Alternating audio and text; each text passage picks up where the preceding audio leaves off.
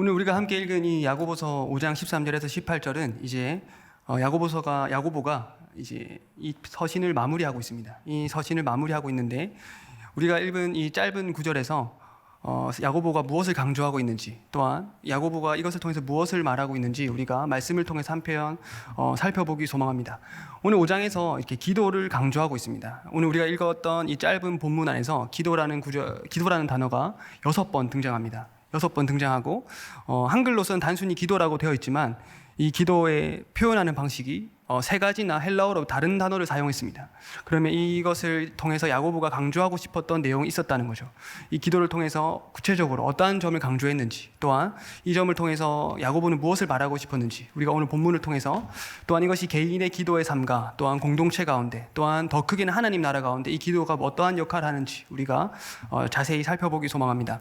오늘 우리가 함께 읽었던 13절에서 너희 중에 고난당하는 자가 있느냐 그는 기도할지니라. 고난당하는 자, 우리가 기본적으로 상식적으로 생각하기에 고난을 당하면 기도가 잘 될 것 같습니다. 고난을 당하면 가깝게는 그냥 주님의 이름이 자연스럽게 나오죠. C.S. 루이스도 스크루테이프의 편지에서 이렇게 말했습니다. 인간은 골짜기에 있을 때 더 깊은 기도를 할 수 있게 된다. 그리고 그 골짜기에 있는 기도는 예수님을 더욱더 기쁘게 하게 된다라고 했습니다. 그래서 많은 분들이 동의합니다. 고난이 오면 더욱더 기도하기가 쉽고 고난이 우리를 더 강하게 만든다고. 그런데 때로는 너무 강한 고난이 오면, 너무 센 고난이 오면 기도할 의지를 잊어버리게 됩니다. 기도할 힘조차도 없어지게 되고 기도할 마음조차도 사라지는 고난이 오게 됩니다. 여러분, 그럴 때는 어떻게 해야 될까요? 기도해야 된다는 정답은 알지만 우리 가운데 기도하고 싶은 마음이 전혀 없을 때, 그때 어떻게 해야 될까요? 오늘 우리가 함께 읽었던 이 본문에서 이렇게 말하고 있습니다. 너희 중에 고난당하는 자가 있느냐. 이 너희 중에라는 단어를 이 야고보서 주석을 쓴 블룸버그라는 신학자가 이렇게 말했습니다. 너희 중이란 말은 이 고난이라는 책임을 개인에게 넘기는 것이 아니라 공동체의 책임으로 넘긴다. 그러니까 내 공동체에 속해 있는 사람이 고난을 당하면 나 혼자만 고난을 위해서 기도하는 것이 아니라 우리 공동체 전체가 함께 기도해야 된다는 것을 강조하고 있다는 것입니다. 고난은 혼자의 몫이 아니라 바로 우리 모두의 몫으로 나눠지는 것이 지금 야고보 사도가 우리 가운데 야고보가 하는 말입니다. 우리는 이렇게 신약 성경을 읽을 때 이렇게 개인적인 적용으로 참 빨리 가져갑니다. 개인적인 적용으로 가져가서 개인의 삶에 이렇게 적용하려고 하지만 사실은 바울 서신이나 대부분의 모든 성경은 개인을 향해서 주어진 것이 아니라 공동체를 향해서 주어진 것이고 교회를 향해서 주어진 것입니다. 이것이 어떠한 의미를 가지냐면 바울이 에베소에 편지를 보냈다는 것은 에베소 교회에 편지를 보낸 것입니다. 그럼 이 조경이라는 것들, 우리가 성경을 읽으면서 항상 염두해야 될 것이 바로 공동체와 교회라는 것입니다. 그럼 우리가 고난이 오거나 어떠한 어려운 일이 닥쳤을 때 우리 교회로 부르심을 받은 자들에게는 이것이 혼자만의 문제가 아니라는 것입니다. 박노해 시인이 내가 거기 있었네라는 시가 있습니다. 거기서 몸의 중심이 어디입니까? 몸의 중심이 어딘가? 라는 시가 있습니다. 여러분, 몸의 중심이 어디입니까? 여기 심장입니까? 아니면 머리입니까? 그 시에서는 이렇게 말하고 있습니다. 아픈 곳이 몸의 중심이 된다. 가장 아픈 곳이 몸의 중심이 된다. 우리도 아프면 알지 않습니까? 이렇게 기부스를 하게 되거나 다리를 아프게 되면 그곳이 중심이 돼서 그것을 보호하기 위해서 모든 생활 반경과 행동이 바뀌게 되는 거죠. 여러분, 가족의 중심이 누구입니까? 아빠입니까? 엄마입니까? 그 시에서는 이렇게 말하고 있습니다. 가장 연약한 자가 가족의 중심이 된다. 그렇다면 우리의 기도의 중심을 어디로 바꿔야 되냐면 우리의 기도의 중심은 바로 가장 연약한 자들, 우리 공동체 가운데서 가장 힘이 없고 가장 약하고 고난 중에 있는 그 사람을 위해서 기도하는 것이 바로 우리 공동체의 부르심이라고, 우리 교회의 부름이라는 것입니다. 그럼 우리가 기도할 때 내가 개인적인 기도 제목이 없을 수도 있습니다. 내 삶이 지금 평탄하고 아름답게 흘러가고 아무 문제가 없을 수 있지만 내 옆에 있는 지체가 고난당하고 있다면 우리는 다시 그자와 함께 기도의 자리로 나와야 되는 것이죠. 이렇게 기도의 의지가 꺾일 때 우리가 바로 공동체의 힘이 필요합니다. 그렇다면 이 개인은 어떻게 해야 될까요? 개인이 기도의 의지가 꺾이고 기도의 힘이 사라질 때 정말 하나님을 찾아야 되는 것도 알지만 정답을 알고 그것을 살아내야 되는 것도 알지만 기도의 힘이 꺾일 때는 여러분, 우리가 다시 생각해야 될 것이 있습니다. 우리가 기도를 집중하면 기도에 하기 힘듭니다. 그러나 하나님께 집중하면 우리가 기도를 할 수 있습니다. 이게 무슨 말이냐면 오늘 야고보서는 이 5장을 기도로 마무리하고 있습니다. 그런데 1장 5절에서 우리가 잘 아는 말씀이 나옵니다. 너희 중에 누구든지 지혜가 부족하거든 후히 주시고 꾸짖지 아니하시는 하나님께 구하라. 여러분, 여기서 중요한 것은 무엇이냐면 바로 하나님께서 우리 가운데 주신다는 것입니다. 하나님께서 우리 가운데 꾸짖지 아니하시고 하나님께서 우리 가운데 그 지혜를 주시기를 즐겨 하신다는 분입니다. 그럼 이것을 우리가 묵상할 때 우리가 저절로 우리가 기도하고 싶어지는 것이죠. 시편에서 많은 것들이 하나님의 성품을 생각하고 하나님에 관해서 설명하고 있습니다. 시편 118편 1편에서는 이렇게 말하고 있습니다. 여호와께 감사하라. 그는 선하시며 그의 인자하심이 영원하심이로다. 우리가 믿는 하나님이 어떠한 분인 줄 알 때 내가 어떠한 기도를 드리게 될 줄 알고 어떠한 기도로서 하나님 앞에 나아가게 되는 것을 성경은 계속해서 말하고 있습니다. 그러므로 우리가 기도를 생각할 때 하나님을 생각하고 하나님을 묵상하는 것이 우리 가운데 더욱더 기도의 문을 열어주는 역할을 한다는 것입니다.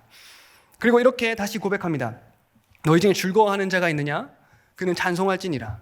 이 찬송이라고 번역된 단어는 시편이라는 단어와 동일된 단어인데 이 찬송의 특징이 무엇인가요? 찬송의 특징은 이렇게 인간은 본능적으로 놀랍거나 즐겁거나 좋은 것을 보면 상대방에게 동의를 구하게 됩니다. 예를 들면 이런 것이죠. 어떤 맛있는 음식을 먹으면 옆에 사람이 묻지도 않고 따지지도 않지만 그 사람에게 권하게 됩니다. 야, 이거 먹어봐. 이거 정말 맛있어. 아니면 어떤 아름다운 것을 보면 사람들은 이렇게 옆에 사람들에게 권하게 돼 있습니다. 정말 예쁘지 않냐고. 이 옷 정말 예쁘지. 물건을 샀을 때도 우리가 따로 물어보지 않아도 옆에 와서 이것을 막 자랑하고 싶어 합니다. 이것이 찬송의 특징이 무엇이냐면 하나님으로 인해서 우리 마음 가운데 터져 나오는 것입니다. 그럼 이것이 공동체 가운데 퍼지는 것은 공동체 가운데 하나님의 이름을 높이는 것이 개인의 역할로 끝나는 것이 아니라 우리 모두가 하나님의 놀라우신 일을 함께 찬송하고 고백하는 공동체로 우리를 부르셨다는 것입니다. 그렇기 때문에 우리가 즐거움 있는 자가 찬송을 하는 것이고 고난 가운데 있는 자가 계속해서 함께 기도할 수 있는 것입니다. 왜냐하면 우리가 공동체로 그렇게 부르심을 받았기 때문입니다. 그런데 이 5장을 읽다 보면 조금 특이한 것이 있습니다. 어떠한 구조를 가지고 있냐면 5장 1절에서 11절까지는 인내에 대해서 말하고 있습니다. 인내가 얼마나 중요한지에 대해서 설명한다면 그리고 또 우리가 읽었던 5장 13절에서 마지막 절까지는 기도에 대해서 강조하고 있습니다. 그런데 5장 12절에서 특이한 것이 나오는데 우리 한번 성경 말씀 한번 읽어볼까요? 야고보서 5장 12절 말씀 우리 다 같이 한번 읽어보겠습니다. 시작. 내 형제들아 무엇보다도 맹세하지 말지니 땅으로나 아무 다른 것으로나 맹세하지 말고 오직 너희가 그렇다고 생각하는 것은 그렇다 하고 아니라고 생각하는 것은 아니라 하여 정죄받음을 면하라. 아멘.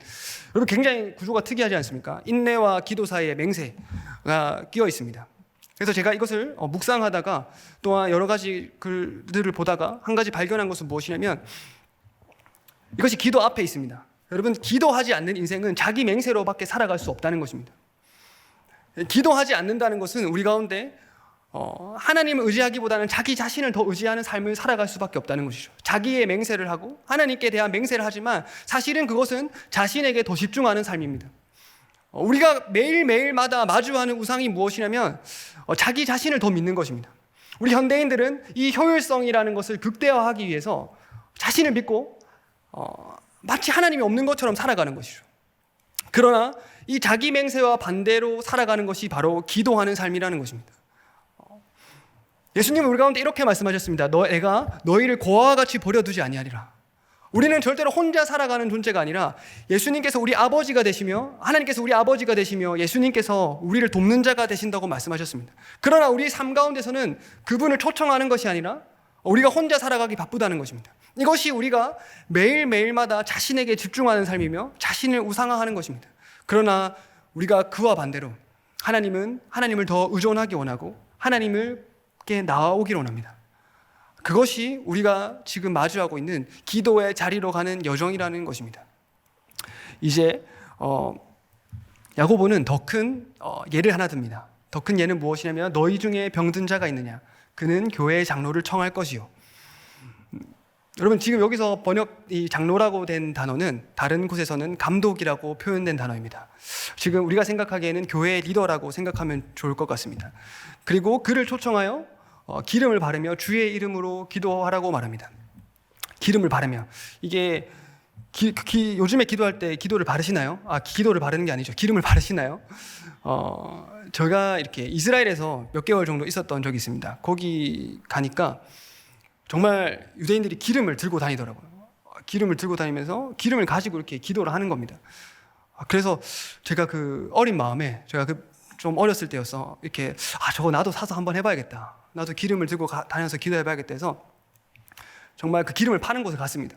종류가 너무 많습니다. 우리가 생각하는 뭐 참기름, 들기름 이런 게 있는 것이 아니라 뭐 이렇게 장미 향이 나는 기름, 뭐 이렇게 라벤더 향이 나는 기름이 있어서 저는 특별히 장미 향이 나는 기름을 사서 정말 이게 숙소로 들어와서 그 며칠 동안 제가 기름을 바르면서 기도해봤습니다. 이게 어떠한 일이 일어나는지, 내 삶에 어떠한 변화가 일어나는지 너무 궁금해서 기름을 바르면서 기도했는데 아무 일이 일어나지 않는 것입니다.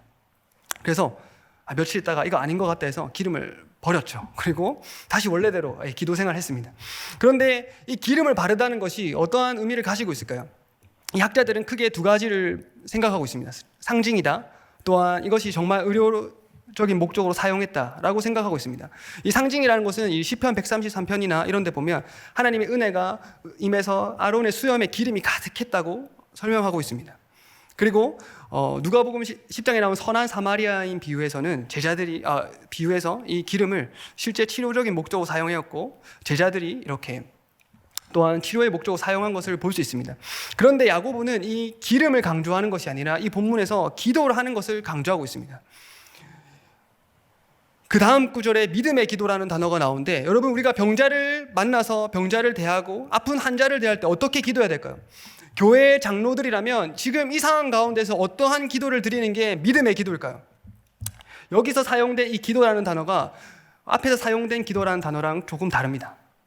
육회라는 뜻을 가진 단어인데 맹세하다는 뜻을 가지고 있습니다. 무엇을 맹세하며 기도했을까요? 어떠한 기도를 했길래 이들은 믿음의 기도, 맹세하는 기도를 하며 살았을까요?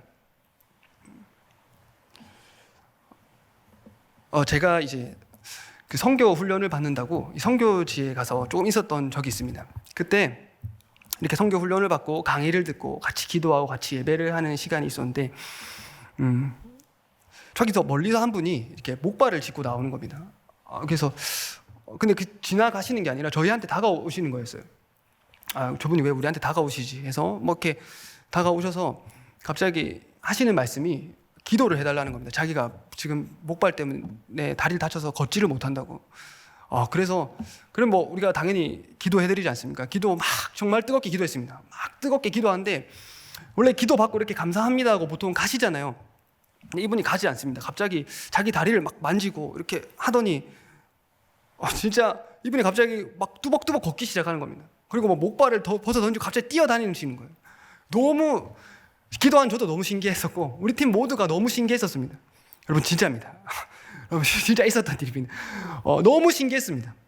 그런데 거기서 이게 멈췄으면 딱 좋았을 건데 어떠한 일이 있었냐면 이거 너무 하나님께서 은혜를 부어주시니까 그럼 우리 아픈 사람들을 다 초청하자. 아픈 사람들 앞으로 부르자 해서 그 아픈 사람들을 불러서 이렇게 기도하기 시작했습니다. 그런데 정말 한 사람도 낫지 않았습니다. 그 목발을 짚고 가셨던 그 한 분만 나으시고 그 다른 분들은 아무도 낫지 않았습니다. 그래서 제 마음 가운데 그때 얼마나 마음에 이렇게 낙심이 되고 좌절이 되고 왜 하나님은 왜 그렇게 하실까라고 생각을 많이 했었습니다. 그런데 여기서 우리가 했던 기도가 무엇이냐면 믿음의 기도라고 했습니다. 그 장로들은 어떠한 기도를 드려야 되냐면 여기서 교회의 리더라고 불리는 사람들은 어떠한 기도를 해야 되냐면 당장 치유해달라고 하는 기도가 아닙니다. 왜냐하면 5장 1절부터 11절까지의 내용이 인내에 대한 이야기입니다. 그러면 그들이 했던 기도는 주님의 뜻이 이루어지기를 기도합니다. 주의 이름으로 주님의 뜻이 이루어지기를 기도합니다. 나의 기도에 열심에 맹세를 거는 것이 아니라 주님 우리가 주의 이름에 맹세를 걸고 주의 뜻이 이루어지기를 맹세함으로써 기도합니다 라고 고백하면서 기도하는 것이 바로 믿음의 기도라는 것입니다. 이 야고보서 안에는 커다란 굵은 주제가 하나 흐르고 있습니다. 그 주제가 무엇이냐면 바로 내 믿음을 행함으로 증명하라. 내 믿음을 행함으로 증명하라라고 말하고 있습니다. 우리가 이 행함을 어떻게 증명할 수 있을까요? 바로 오늘 이 본문에서 이렇게 말하고 있습니다. 너희가 기도하는 것이 너희의 믿음이고 너희의 행함이다. 우리의 기도 생활이 우리의 행함이고 우리의 믿음이라는 것입니다. 그 주의 뜻을 믿고 내가 원하는 대로, 내 삶이 내가 원하는 대로, 내가 계획하는 대로 이루어지지 않지만 주님의 뜻이 이곳 가운데 있구나, 그것을 믿고 살아가는 것이 우리의 신앙에 있어서 행함이라는 것입니다. 왜냐하면 우리는 너무나 악하기 때문에 다 나만의 플랜이 있습니다.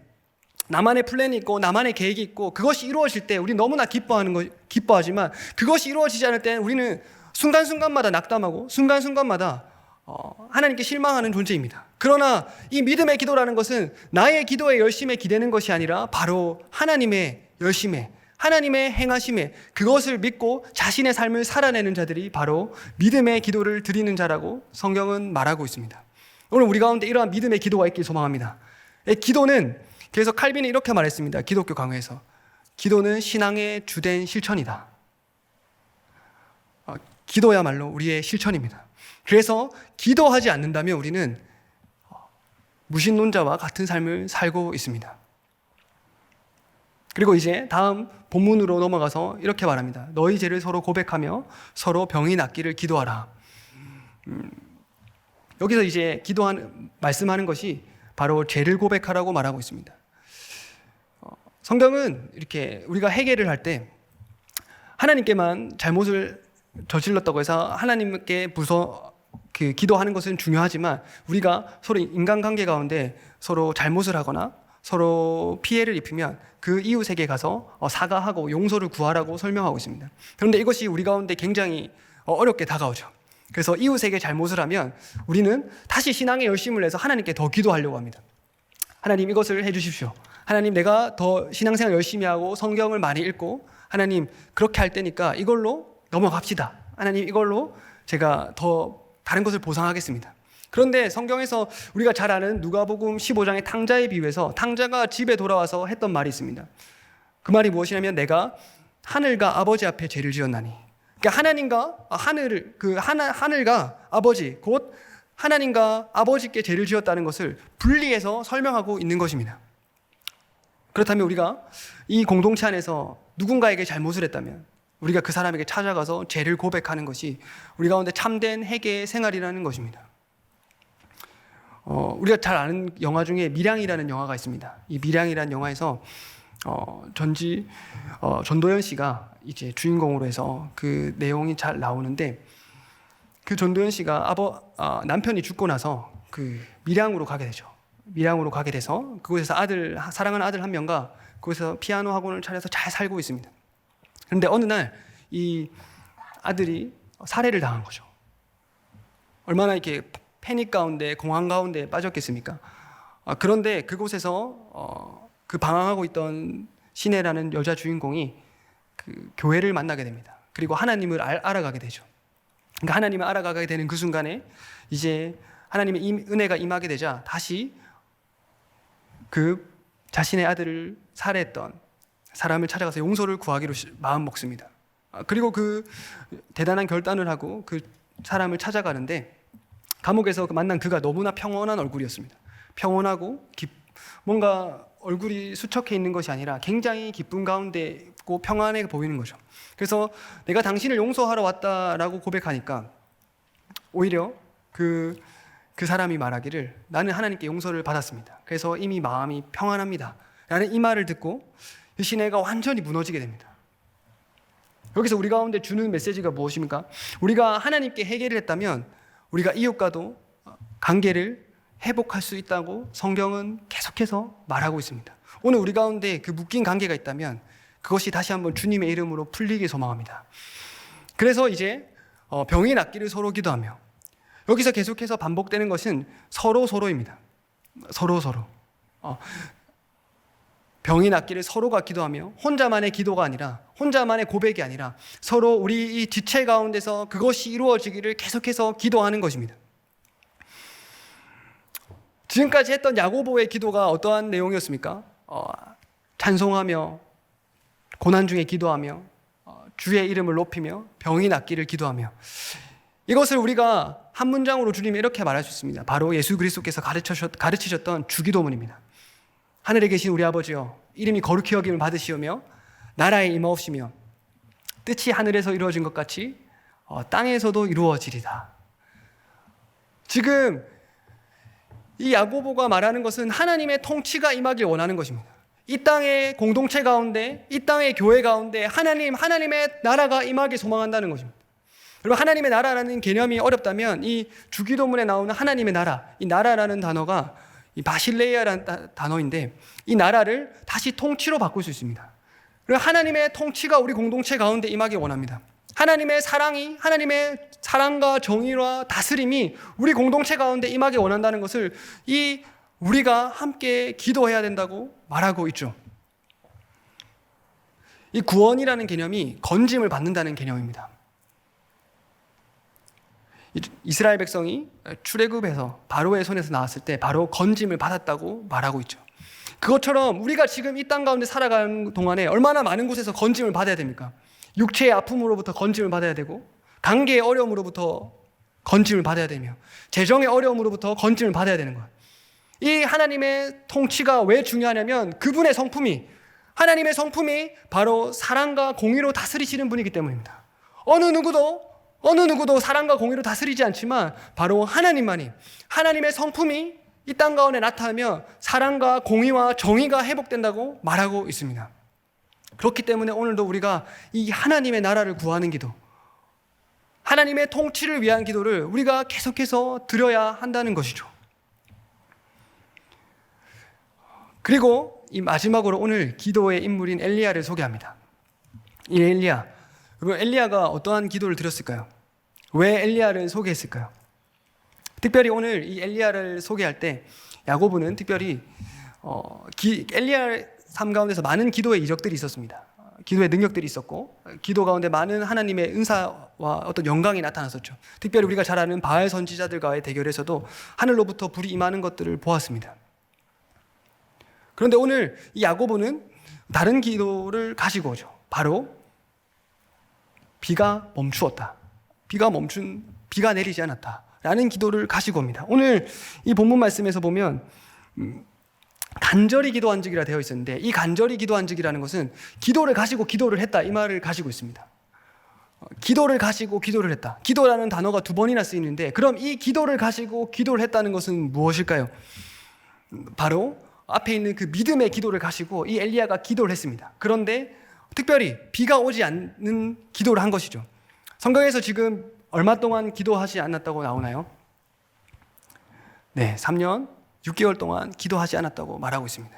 그런데 여러분 구약 성경을 읽어보시면 3년 6개월이라 되어 있지 않습니다. 열왕기상에 가서 나중에 보시면 3년이라고 되어 있습니다.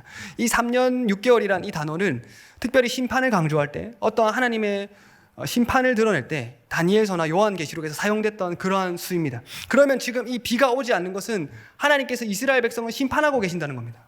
어떠한 심판을 하고 계시는 겁니까? 우리가 잘 알듯이 이스라엘 백성은 농경사회를 살았습니다. 이들에게 비가 오는 것은 먹고 사는 문제가 달린 것이죠. 이들에게 비가 오지 않으면 당장 먹을 것이 없어집니다. 당장의 소출이 없어지는 것입니다.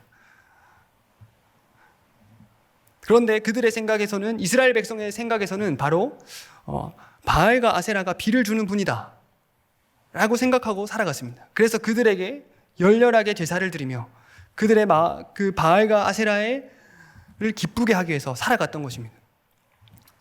그런데 이 3년 6개월 동안이라는 비가 오지 않는 시간을 통해서 드러났던 것이 무엇입니까? 바로 하나님이 비를 주시는 분이시구나. 하나님이 이 땅 가운데 비를 주시는 분이시고 하나님이 우리를 먹여 살리시는 분이시구나 라는 것을 경험하게 된 것입니다. 이 엘리야의 기도를 통하여서 폭로된 것은 이스라엘의 불신과 이스라엘의 죄악이 드러난 것입니다. 이스라엘이 얼마나 하나님을 신뢰하지 않았는지, 하나님께로부터 멀어졌는지 이 믿음의 기도를 통해서 드러났던 것이, 물론 우리가 간구하고 원하는 것은 하나님의 복이 임하고 하나님의 잘 되는 것을 원하지만 엘리야는 오늘 이 기도를 통해서 이스라엘의 죄악이 드러났습니다. 호세아서 7장 1절에서 이렇게 말합니다. 내가 이스라엘을 치료할 때 유다와 사마리아의 죄악들이 드러나느니라. 하나님께서 우리를 치료할 때 하시는 방법이 무엇이냐면 죄를 넘어가시는 것이 아니라 그것들을 밝히 드러내신다는 것입니다. 그 빛 가운데로 나올 때 어둠이 드러나서 어둠이 물러가고 그 빛 가운데서 바로 하나님께서 하나님의 일을 행하신다는 고 말씀하십니다. 이 믿음의 기도의 자리가 결국은 어디의 자리입니까? 바로 그리스도께서 십자가에서 못 박혀 죽으신 자리입니다. 그 그리스도께서 십자가에 못 박혀 죽으신 그 자리가 바로 우리의 죄악이 폭로된 자리이며, 우리가 원래 십자가에 못 박혀야 될 자리지만 그리스도께서 십자가에 못 박히심으로 우리가 살아난 것입니다.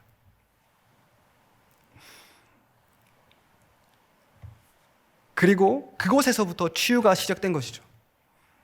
그곳에서부터 하나님의 은혜가 시작된 것입니다. 죄악으로 강연했던, 그 다음 바알과 아세라를 숭배했던, 뿐만 아니라 우리의 시대로 표현하자면 자신을 더 숭배하고 자신의 효율성을 더 믿고 그렇게 살아가는 백성들 가운데 하나님께서 이제 그 죄악의 연결고리를 끊어버리시고 바로 엘리야의 기도를 통해서 누가 참된 하나님이신지, 누가 참된 하나님의 나라를 이 땅 가운데 이끌고 하나님의 나라가 임재하는 것을 보는 사람인지, 이 엘리야의 기도를 통해서 하나님께서는 그것을 보여주고 계십니다. 그리고 이제 마지막으로 다시 기도하니 하늘이 비를 주고 땅이 열매를 맺느니라. 3년 6개월 동안 비가 안 왔다는 것은 4년 동안 소출이 없었다는 것입니다. 4년 동안 그들은 철저하게 먹을 것이 없었을 것이며, 그들은 살기 위해서 우리가 상상하지도 못했던 구걸과 어떤 비루함에 처해 있었을 것입니다. 그런데 이 기도, 여기서 기도라는 단어가 한 번이라고 단순하게 나오지만 이 열왕기상을 봤을 때 7번이나 가서 확인을 했습니다. 7번이나 가서 확인함으로써 7번이나 그 믿음의 기도를 드렸을 때 바로 이 땅 가운데 바로 비가 임하게 된 것입니다. 모든 좋은 것과 모든 신령한 것은 우리 빛들의 아버지이신 하나님께로부터 오는 줄 믿습니다. 우리가 기도하면 다시 이 땅 가운데 회복이 일어날 줄 믿습니다. 오늘 우리가 잠자는 교회가 다시 일어나서 해야 될 것이 바로 기도를 통해서 하나님의 나라가 임하는 것을 구하는 것입니다. 하나님의 통치가 임하고 나의 삶 가운데서, 어려운 부분 가운데서, 나의 삶 가운데서 비루해지고 남루해진 그 자리 가운데 하나님 다시 이곳 가운데 임재하여 주십시오. 다시 우리를 찾아와 주십시오. 다시 우리를 회복시켜 주시옵시고 이번 특세의 주제처럼 주의 영광을 우리 가운데 보여주시옵소서. 주님, 우리가 주님의 영광에 목말라 있습니다. 사슴이 시냇물을 찾듯이 주님, 우리가 주님을 찾습니다. 나를 살리실 분이 하나님밖에 없습니다라고 고백하면서 우리가 계속해서 믿음의 기도를 드려야 될 줄 믿습니다. 이것이 지금 우리 교회가 해야 될 역할이고 우리 공동체가 하나님을 바라보고 나아가야 될 길인 줄 믿습니다. 그때 하나님께서 다시 이 비가 오지 않는 이 기근의 땅 같은 시대 가운데 우리 가운데 은혜를 부어주실 줄 믿습니다. 이 에스겔에서 보면 성전 문지방에서 시작된 그 물이 점점 차고 넘칩니다. 점점 차고 넘쳐서 만국을 가득하게 되는 것을 에스겔이 보게 됩니다. 이것이 상징하고 이것이 의미하는 것이 무엇입니까? 처음에는 우리의 기도가 보잘것같이 없어 보이고 우리의 교회가 약해서 우리의 교회가 내가 생각하는 것과 같이 다른 모습으로 흘러갈지라도 하나님은 그 작은 물결이 보이고 하나님은 그 이 교회를 통해서 마치 쓰러져가는 교회를 통해서도 하나님은 하나님의 일을 하신다는 것입니다. 하나님은 우리의 회복을 위해서 기다리고 계시며 하나님은 우리의 기도를 기다리고 계시는 분인 줄 믿습니다. 그래서 오늘 우리 가운데 다시 하나님의 은혜를 구하는 그러한 우리 3일의 성도님들이 되기를 예수님의 이름으로 축복합니다. 우리 다 같이 자리에서 일어나서 찬양하도록 하겠습니다.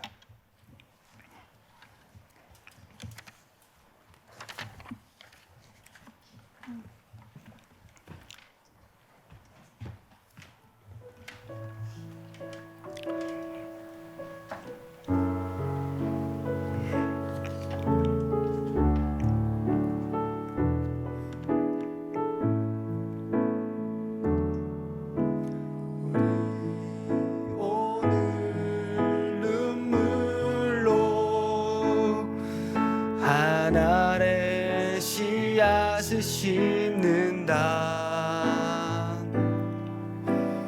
꿈꿀 수 없어 무너진 가슴에 저들의 푸른 꿈 다시 돋아나도록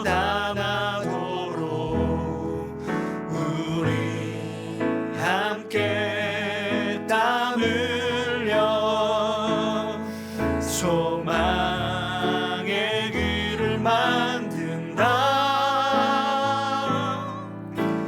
내일로 가는 길을 찾지 못했던 저들 노래하며 달려갈 그 길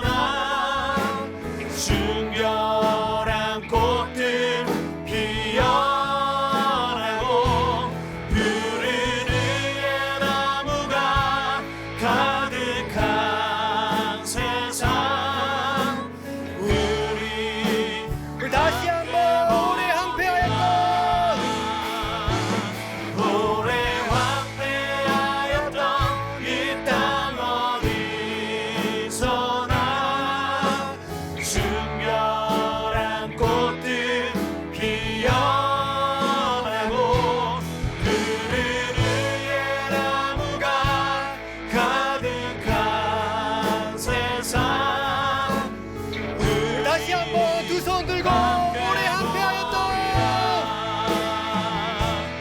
오래 황폐하였던 이 땅 어디서나 순결한 꽃들 피어나고 느리느의 나무가 가득한 세상 우리 함께 보리라. 우리가 이 시간 다 같이 한번 기도하겠습니다. 하나님, 오늘 우리 이 땅 가운데 회복을 허락하여 주시옵소서. 좁게는 우리 개인 가운데, 또한 넓게는 우리 공동체 가운데, 또한 크게는 넓게는 우리 교회 가운데 주님 주의 은혜의 담비를 쏟아부어 주시옵소서. 주여, 우리 가운데 주의 영광을 보여주시옵시고 다시 한번 주님의 앞에 보좌 앞에 엎드릴 때 주님 우리를 소생시켜 주시옵소서. 우리 시간 이것을 다 같이 한번 기도하겠습니다. 주님, 하나님 역사해 주시옵시고 하나님